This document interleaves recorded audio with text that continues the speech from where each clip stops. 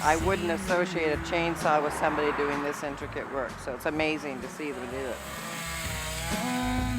I think they're fascinating. In all my travels around southern Ontario, which have been extensive, I've never seen anything quite, this type of art form expressed before in any other cities, to be honest with you. Robbin's work is quite astonishing. I think the variety of the different styles that he can do is really amazing. His enthusiasm was the thing that really, really touched off a spark in everybody who met him. My full name is Robbin Wenzoski, a chainsaw sculptor and proprietor of my own business, Robbin's Amazing Art. I started carving with chisel and mallet just about 7 years ago. I was told by a master sculptor to get myself one of these carving chainsaws, and I'd never ever heard of one. I had no knowledge of chainsaw carving whatsoever. So I did a little bit of research, and he helped me out with a few contacts, and within a month or two or whatever, I bought myself my first carving saw. And I just felt this need for a logo or some kind of signature on it. So I started throwing different things together with my initials and stuff. My initials are RAW, and a quote from me is "Art is from the heart." It's all art if it's from the heart. So basically, it's my initials, but it also means raw art from the heart. Chainsaw sculpture, which I term it, is pushing the limits, going a lot farther than just carving. I've seen chainsaw sculpture that's actually beyond some of the fine sculpture I've seen. And this is the only one that had a good stump because it was so solid. It was all the branches were rot. They were falling down on it. It was a major liability. I was coming out to take this stump down, and this well-dressed gentleman came to the door and said that they wanted to carve our tree, that the city was going to carve the tree.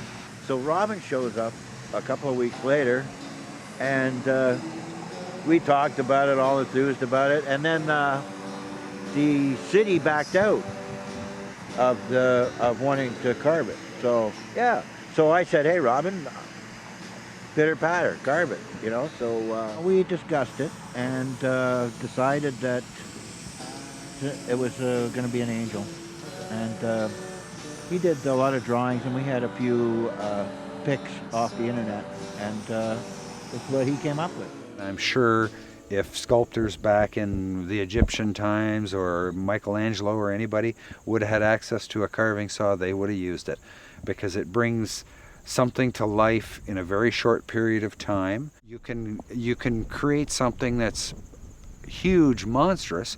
You can do that within, hours, weeks, months versus months, years, or whatever type thing. Photo gas.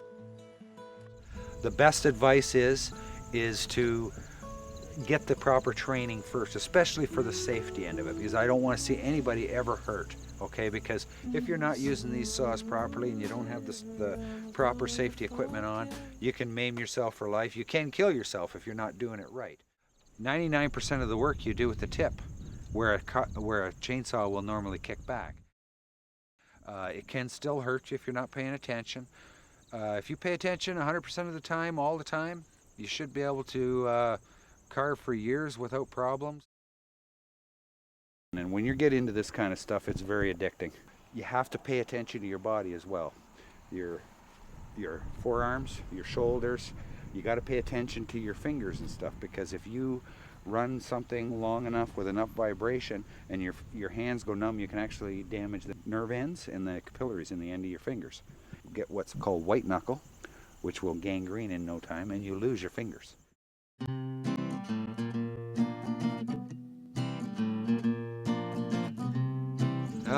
Creative process, it depends on whether it's something I'm just creating out of my head or whether it's a commission for somebody.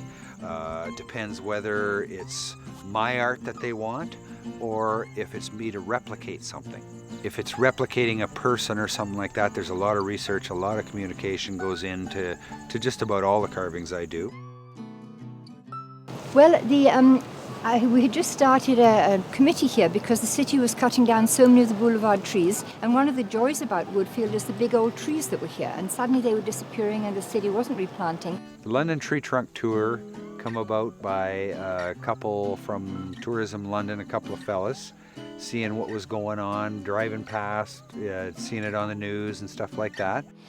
And I was up in Orangeville with my husband one weekend, and we saw a lot of tree carvings, and I thought, my goodness, wouldn't that be wonderful if we could replace some of the trees that have to come down and have them carved, so that at least there's something there for eye appeal until the city puts new trees on the boulevard. And they got a hold of me and asked if I would be interested in doing sculptures for them. So I came back to London and I presented that to our committee. They all seemed very interested. One of our committee went up to Orangeville, looked around and saw the trees and came back very enthusiastic. And it's from there we got our inspiration. And I think it's also what got the Tourist Bureau excited, because they would come down, some people from the tour would come down and watch him do them and say, oh, and then he'd start talking about it. And when when he starts talking, he just fires everybody up. We did some negotiations, and I've done 14 out of 16 in the Art Walk tour now in London. What's so fascinating about this is most cities completely cut their aging trees down, or if they're diseased. This was a very, very not only artistic but innovative way to salvage the tree and still give it life after its proverbial death. All of them, just by chance, happened to be in a sort of a halfway house or a community house home, and all of them felt they had been much more involved in the community in a way that they never had done before. So we really felt that was quite a magical thing that was happening here. When I involve people and get their input and ideas, you're going to come up with the best game plan, the best results in the end. And the result of it also, the big positive of it, is everybody becomes part owner of it. So, everybody's excited about it. People treat it like it's their own then, instead of something done by the establishment.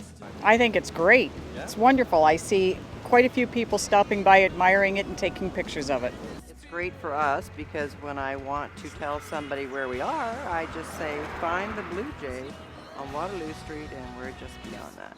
From day one, it's been worth it just to see the smiles on the people that walk by it. It is incredible. And I have people now stop me on the street. Are you Robert? And it's really catching on, eh?